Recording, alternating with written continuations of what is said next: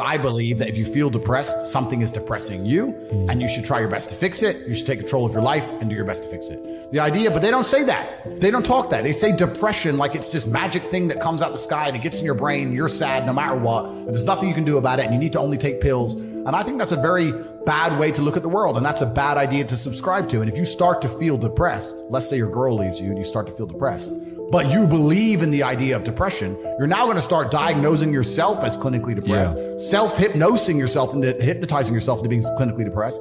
And it's amazing how you can speak things into existence. I cannot become depressed because I don't believe in it. I've had this conversation with a bunch of people, and my basic premise is that I refuse to believe in things that take power away from me. If you are in a haunted house and you believe in ghosts, you're scared of the haunted house. If you're in a haunted house and you don't believe in ghosts, you're just in a house and you don't care. So I don't like the idea when someone explains to me the idea of one day waking up and being miserable and not wanting to live anymore, and it's nothing to do with my circumstances and I have no power over it, and no matter how good my life is, I'm still going to feel terrible and I'm going to want to die. Even if I had a chemical imbalance in my brain, I do not believe in depression. That's just who I am as a person. I don't believe in it. I do not believe in things that take power away from me. So, and people sit there and they try very hard to convince me it's real, which is actually quite interesting because it's always usually depressed people who sit there and try very hard to defend this idea. If you're so scared, if depression's so terrible, why are you sticking up for it? Why are you fighting so hard to convince me it's such a powerful force? Why shouldn't you be doing the opposite? Shouldn't you be listening to me? Whose team are you on? Like, do you want to be depressed? Like, it's insanity, these people who are so desperate to push this idea.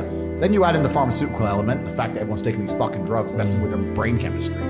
It's garbage. I think that you feel depressed sometimes because you're human. So you felt depressed at times, would you say? We're all human. What I'm saying is you're playing a game, and it's a competitive game, and you need to build a mindset that allows you to be ultra competitive. And if you want to sit there and say, no, I want a non-competitive mindset, then fine. You know what you call people who do not win competitions. And the natural state of man is a competitive state of man. That men have always been competing with each other. Even now, right now, we compete with each other. I don't buy Ferraris to drive fast. I do sometimes, but if I'm in London traffic, it's not to go quick. No. It's to show everyone else I'm richer than them. That's what it is. It's a never-ending competition. I don't wear a big diamond Patek with fucking $500,000 to tell the time. I tell the time on my phone. I do it because I'm loaded. And this is actually what's interesting about the world, because the world's changed. Men used to go to war and fight each other in physical combat, and now we don't because we're more civilized in some regards.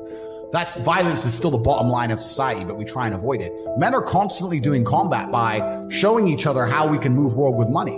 We're constantly in combat because of our status. 99% of what men do is for status. We want to be in good shape for status. We want the fast car for status. We want the nice house for status. We want the diamond watch. We want the hot girl. This is all for our status. Look at me. I'm the big dog. This is how we compete with each other.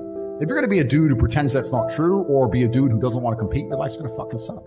Every single pound they want, someone else wants. Every single girl they want, someone else wants. There are people like me out here. I will destroy, you could get all 30 of them in a room, and I will sit by myself and absolutely annihilate them in any single metric. And they're just sitting there just fucking floundering and wandering through life, unaware of how competitive the world is. Well, and whinging how unfair it is. And how unfair it is. And this is my point. If the world is truly that competitive, you do not have time to be depressed because it's a non-competitive mind state.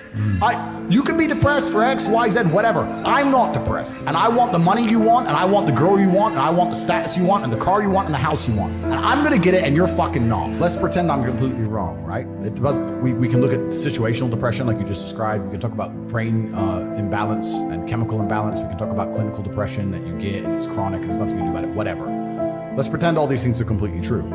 The best option, the best thing to do is still to get up, be an adult, control your emotions, be stoic, and do the things you're supposed to do day after day. Laying in bed and doing nothing is never going to be the best option. The best option is still to go to the gym, to work hard, to run your business, to be successful. So it doesn't matter. We're talking about the different positions on the chessboard. But if the rules of the game remain the same, regardless of the position, you're still trying to win. You still have to do the same things. So does it even matter at this point? If you come along and say he's depressed because of X, and he's depressed because of Y, and he's depressed because of Z, and the answer to all of them is still the same thing, then I don't give a fuck why you're depressed. All I know, what I will say as a matter of fact, is this world is hyper competitive, especially as a man. Most men are walking through life and they don't realize that it's constant competition. And this is the thing. And this is the thing about society and MSM and all this garbage and the Matrix. They try and convince you, don't worry if you're being a loser, because people feel sorry for you and you'll get attention for it and you'll be okay in the end. And it's all this temporary fixes of dopamine by saying, I'm sad. Don't worry, bro. You'll be okay. But it's bullshit. They don't care long term. The world doesn't care. Nobody really cares. Chicks don't care. Business doesn't care. You are going to fail. What would you say the single thing was for you to go and grab life by the bollocks and go for it? Because something had to spark that.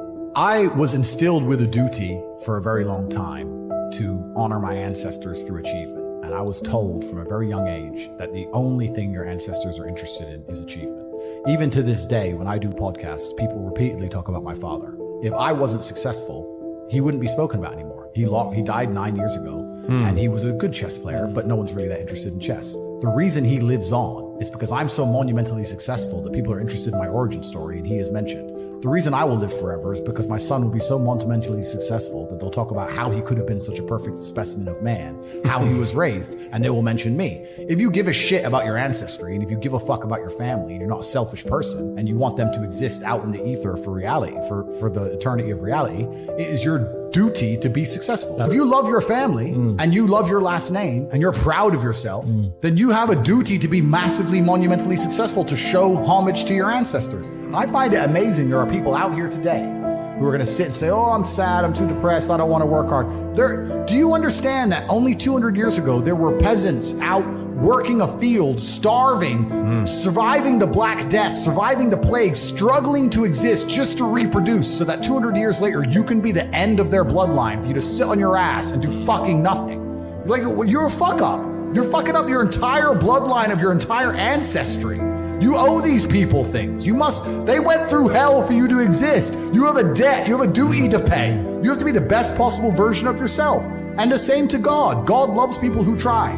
God loves people who work hard. It's amazing if you try your very best all the time, what God will give you. He'll give it to you, anything you want, if you actually try. Not convincing yourself you try, actually try. They're different things. But yeah, I was instilled with this because from a young age, my dad said, you're a Tate. And Tates are the greatest people on the face of the planet. And there's gonna be a day I'm not here anymore, and they're gonna talk about me because of how fantastic you are. So go do your fucking job. And I said, yes, sir.